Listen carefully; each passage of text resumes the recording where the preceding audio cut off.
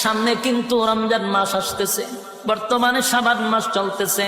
এখন যদি ফিরে না আসি কবেই বা ফিরে আসব? এই রহমতের মাস, বরকতের মাস চলে যাচ্ছে। এখন থেকে তওবা করা দরকার।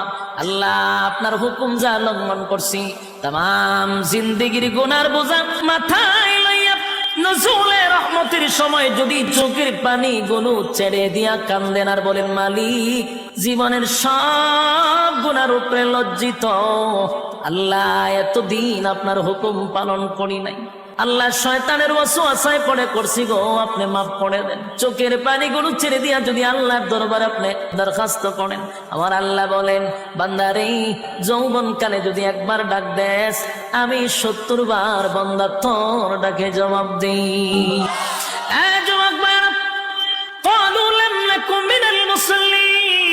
যারা দুনিয়ার জমিনে মুসল্লি ছিল না তারাই তো জাহান্নামী, এক নম্বরে জাহান্নামে যাওয়ার কারণ।